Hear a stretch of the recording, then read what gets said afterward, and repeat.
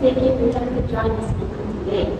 As you are aware, the recent audit of our company has identified several weaknesses in our internal control system. Although none have resulted in direct loss so far, they present serious risks if they are unaddressed. Our purpose today is to review these issues together and agree on practical steps to strengthen our procedures. I will now ask our Secretary, Ms. Nadia, to briefly summarize the key audit findings for everyone's awareness.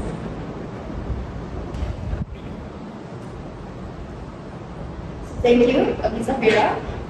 Based on the audit conducted last month, 4 major internal control issues were recognized. In finance department, there is too many critical financial tasks assigned to one individual, which is Ms. Aisha. Is responsible for preparing financial statements, processing payments, handling the bank deposits, and reconciling accounts. And the second one is sales order process.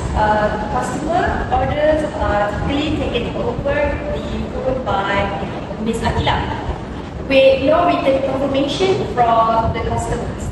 This increases the risk of miscommunication and unauthorized orders. And next is packing and delivery. Items are packed and dispatched without a formal checklist or staff accountability. If errors occur, there is no documentation to trace them. And the last one is cash sales handling. Some cash transactions do not have official receipt, which can cause money go missing or mistakes in the accounts. So now, each department head will now give the response with their action plan.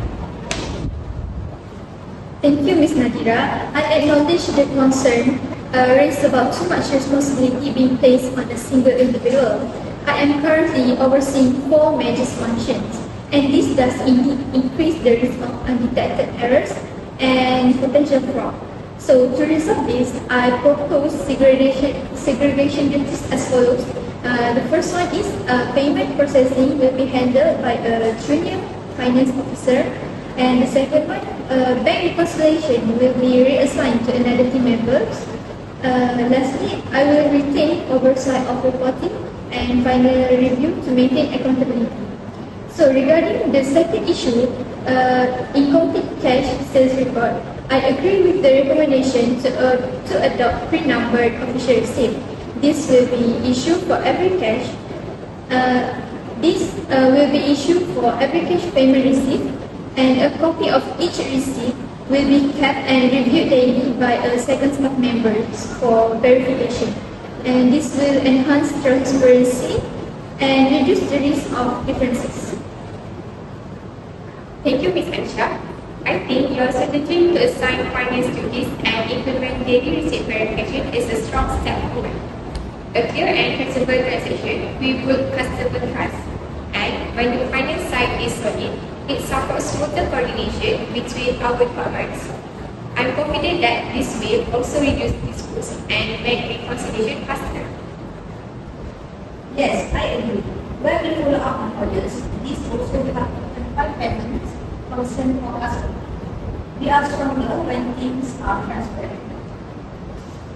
Okay, alright. I'll make sure the finance section in the meeting minutes reflect this activity.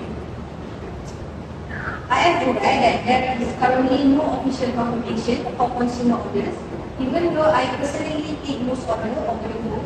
This approach lacks consumer verification and is often to human mistake. To correct the current process, I suggest implementing a digital order confirmation system. Customer will receive a simple order from WhatsApp or email, depending on their preference. The order must be acknowledged in writing by the customer before we begin processing or packing. For in order, customer will sign a printed order form on the spot. This small change can significantly reduce order mistake and build greater customer trust. They will definitely help with matching payments to order. I support this, Ms. Akila. I think it makes reconciliation better. That is the straightforward improvement. Retail proclamation will protect both the company and our customers. We ensure all the staff are aware that no orders are to be made without written proof moving forward. Also part of Sakila in preparing the template and will brief the sales team committee. And I will also update the SLP to reflect this change. As highlighted, our current inspection process lacks a proper checklist. Items are packed and sent without documentation or accountability. This will result the item might be lost or sent to the wrong customer. Hence, I propose the following, which is to implement a packing checklist for each order. This will include the item's name, quantities, and packaging status. Other than that, each packing staff must see and sign the checklist before handing over the package to the courier.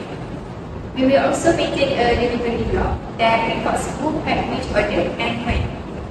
This system will also help us and address any delivery-related issues more effectively. Thank you, Ms. Bazakul. Accountability is critical in our delivery process. The checklist and logbook will be mandatory for every outgoing order starting next week. Let's aim to have all changes in effect within 7 weeks. We will hold a follow-up review in 2 weeks to assess the progress. I will circulate a written action plan and update the procedures with all departments by the end of the day. Each department head will be responsible for information and compliance. I will issue and verify staff allocation within my team today and start the rest. My team is ready to start testing the checklist system this week. I will notify my team about the new order, confirmation process, and get the administrative. Excellent. Thank you all for your input and feedback. Let's stay focused on improving our controls for the benefit of the company and our customers. Meeting adjourned.